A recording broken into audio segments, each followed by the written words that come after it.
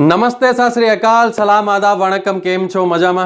दोस्तों नमस्कार, मैं रवि पांडे एक बार फिर आपका स्वागत करता हूं और उम्मीद करता हूं कि आप सभी लोग अपने अपने घरों में स्वस्थ होंगे, सुरक्षित होंगे। दोस्तों आज हम बात करेंगे इस बारे में कि लोग हिम्मत क्यों हार जाते हैं। ट्रेन इंजन की वजह से आगे बढ़ती है और इंसान अपने सपनों की वजह से। और अपने सपने को पूरा करने के लिए हर इंसान सफल होना चाहता है और इसके लिए हर इंसान कोशिश भी करता है। जब कोई व्यक्ति किसी काम की शुरुआत करता है तो वो यही सोचकर करता है कि वो उसमें सफल होगा। लेकिन दोस्तों सफलता के सफ़र में बहुत कम लोग होते हैं जो अपनी मंजिल तक पहुंच पाते हैं। बहुत सारे लोग उसके पहले ही, अपनी मंजिल तक पहुंचने के पहले ही ट्रेन से उतर जाते हैं। ऐसा क्यों होता है कि जब सभी लोग सफल होना चाहते हैं तो बहुत सारे लोग सफल होने के पहले ही हिम्मत हार जाते हैं और क्विट कर देते हैं। दोस्तों आप अपनी मंजिल तक पहुंचेंगे या नहीं, सफल होंगे या नहीं, यह इस बात पर निर्भर करता है कि आप सफल होना क्यों चाहते हैं। इस बात को समझाने के लिए मैं आपसे कुछ पूछना चाहता हूं और जो कुछ भी मैं आपसे पूछूं उस बात का जवाब आप अपने आप को उन परिस्थितियों में रखकर ही दीजिएगा जो मैं आपको बताने वाला हूं। मेरा पहला सवाल और पहली सिचुएशन यह है कि मान लीजिए कि आप एक पार्क में अकेले बैठे हैं जहां पर आपके आसपास कोई दूसरा इंसान नहीं है और आप वहां आराम से बैठकर हवा का आनंद ले रहे हैं। तभी कुछ दूर से आप देखते हैं कि एक शेर आपकी तरफ आ रहा है। शेर को अपनी ओर आता हुआ देखकर आप क्या करेंगे? आप वहां से भाग जाएंगे, अपनी जान बचाएंगे, या फिर वहां रुकेंगे और शेर से लड़ेंगे? शायद इसका जवाब हम सभी लोग जानते हैं कि हम वहां से भाग जाएंगे, अपनी जान बचाएंगे, और इसी में समझदारी भी है। अब मेरा दूसरा सवाल और दूसरी सिचुएशन, मान लीजिए कि आप बहुत सारा पैसा कमाना चाहते हैं और आपको एक दिन यह पता चलता है कि शहर में एक मुकाबला हो रहा है। अगर आप उस मुकाबले को जीत जाते हैं तो आप बहुत सारा पैसा कमा सकते हैं। लेकिन यह जो मुकाबला है यह एक शेर के साथ है। आपको एक शेर को हराना होगा। यह बात सुनकर आपको थोड़ा डर लगता है क्योंकि आप जानते हैं कि शेर सबसे ताकतवर जानवर है। आप शेर को हरा नहीं सकते। शेर की ताकत आपकी ताकत से कई गुना ज्यादा है। आपको थोड़ा डर लगता है, लेकिन आपको कोई मोटिवेट करता है और सपने दिखाता है कि देखो अगर जीत गए तो बहुत सारा पैसा मिलेगा, और आप लड़ने को तैयार हो जाते हैं। मैं ये जानना चाहता हूं कि जिस दिन मुकाबला होगा और सच में शेर आपके सामने आएगा, क्या तब भी आप शेर से लड़ पाएंगे, या फिर आपको यह रियलाइज होगा कि आपकी जिंदगी पैसों से ज्यादा कीमती है और आप क्विट कर देंगे? मुझे ऐसा लगता है कि आप क्विट कर देंगे। शायद मैं भी यही करूंगा। चंद पैसों के लिए मैं अपनी जान दांव पे लगाना उचित नहीं समझूंगा, और शायद आप भी यही करेंगे। अब मैं आपसे अपना तीसरा सवाल पूछना चाहता हूं और तीसरी सिचुएशन, इसका जवाब बहुत सोच समझ कर दीजिएगा। मान लीजिए कि आप एक 5 या 6 साल के छोटे से बच्चे के माता या पिता हैं और आप एक दिन अपने बच्चे के साथ गार्डन में बैठे हैं। जिस बेंच पर आप बैठे हैं उस बेंच से कुछ दूरी पर आपका बच्चा घास में खेल रहा है। आपके आसपास कोई दूसरा इंसान नहीं है। कुछ देर बाद एक शेर आता है और आपके बच्चे को जबड़े में दबाकर वहां से जाने लगता है। मैं आपसे यह पूछना चाहता हूं, मेरा सवाल यह है कि क्या अब भी आप भाग जाएंगे, आप क्विट कर देंगे, या फिर आप शेर से लड़ेंगे, उसका सामना करेंगे? दोस्तों ये सवाल मैंने अपने एक सेमिनार में जब लोगों से पूछा तो लोगों ने अलग अलग रिप्लाई दिए। किसी ने कहा कि हम चिल्लाएंगे और किसी को बुलाने की कोशिश करेंगे, हेल्प मांगेंगे। किसी ने कहा कि हम आसपास कोई हथियार ढूंढेंगे, जैसे कोई पत्थर या कोई डंडा या कोई रस्सी, जिससे हम शेर को पकड़ सकें या भगा सकें। कुछ लोग ऐसे भी थे जो बोल रहे थे कि हम रोएंगे, हमें डर लगेगा। तभी ये सवाल मैंने वहां पर बैठी एक महिला जो मेरे सेमिनार में अपने बच्चे के साथ आई थी, उनसे पूछा कि अगर आपके बच्चे को शेर उठाकर ले जाता है तो आप क्या करेंगी?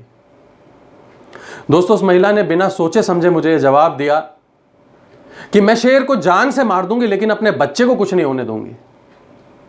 अगर सच पूछिए उस महिला की जगह मैं होता तो शायद मेरा जवाब भी यही होता कि मैं शेर को जान से मार दूंगा लेकिन अपने बच्चे को मैं कुछ नहीं होने दूंगा। और मुझे लगता है कि आपका भी यही जवाब है। दोस्तों ध्यान देने वाली बात यह है कि इन तीनों ही सिचुएशन में शेर वही था, यानी कि खतरा उतना ही बड़ा था। आप भी वही थे।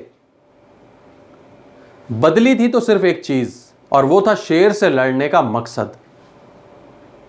कहां से इतनी ताकत आ जाती है एक महिला में कि वो शेर को हरा देती है, शेर से लड़ने को तैयार हो जाती है।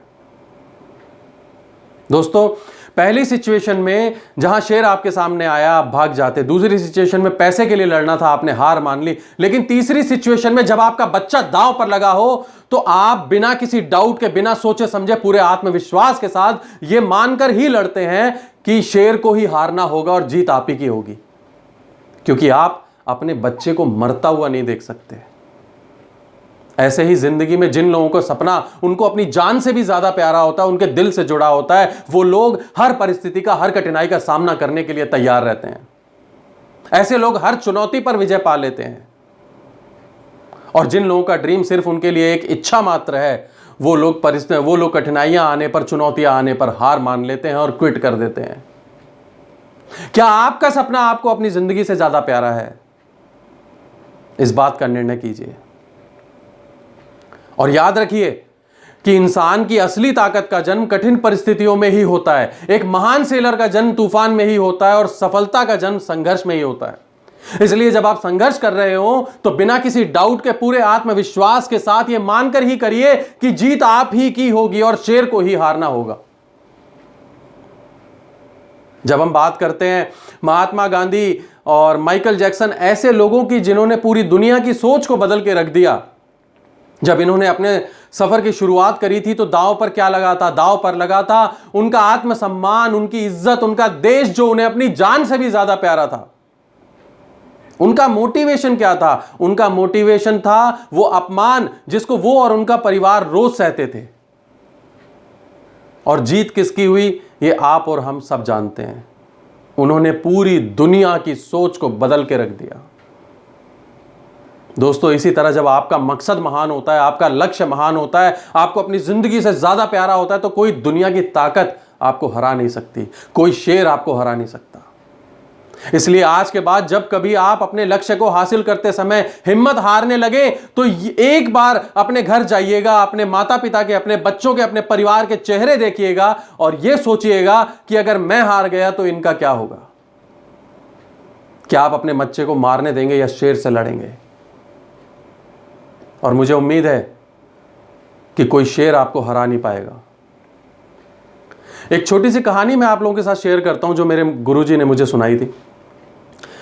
एक बार एक शिष्य ने अपने गुरुजी से पूछा कि गुरुजी, डिजायर क्या होती है, इच्छा क्या होती है? सबकी अलग अलग इच्छाएं हैं, हम इसको कैसे परिभाषित करेंगे?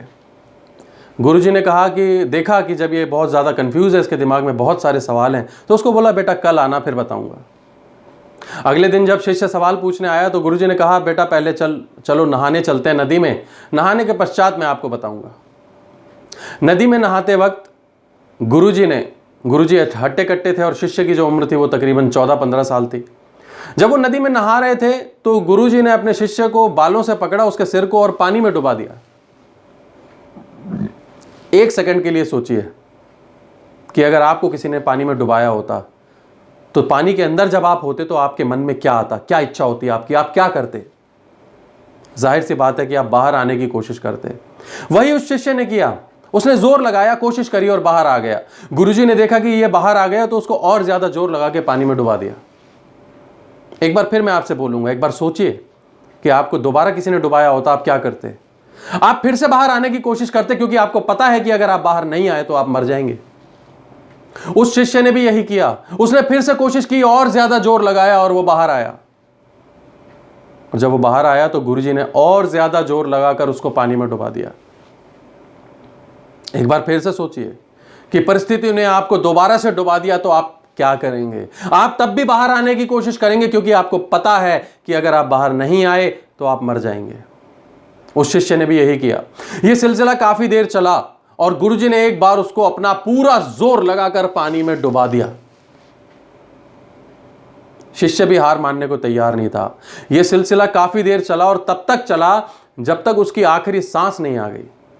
जब उसकी आखिरी सांस आ गई तो गुरुजी उसको पानी से बाहर ले आए और बाहर लाकर अपने शिष्य से पूछा कि जब तुम पानी के अंदर थे तो तुम्हारी क्या क्या इच्छा थी? शिष्य ने बोला, गुरुजी मेरी एक ही इच्छा थी कि मुझे सांस चाहिए थी, मुझे हवा चाहिए थी। अगर मुझे हवा नहीं मिलती 1 सेकंड भी और तो मैं मर जाता। गुरुजी ने कहा, बेटा इसी को डिजायर कहते हैं, बर्निंग डिजायर। वो इच्छा शक्ति, वो काम जिसमें अगर आप सफल नहीं हुए तो आप मर जाएंगे, ये सोचकर जब आप करते हैं तो दुनिया की कोई ताकत नहीं है जो आपको डुबा दे, जो आपको हरा दे। अंत में एक छोटा सा शेर आपको सुनाना चाहता हूं जो मैंने ही लिखा है। हवा का रुख कभी तो हमारा भी होगा, हवा का रुख कभी तो हमारा भी होगा, तूफान के इस समंदर का कहीं तो किनारा भी होगा। उम्मीद की कश्तियों का साथ मत छोड़ना, जितना काला है कोरोना का अंधेरा, हसीन उतना ही सुबह का नजारा भी होगा। थैंक यू सो मच दोस्त।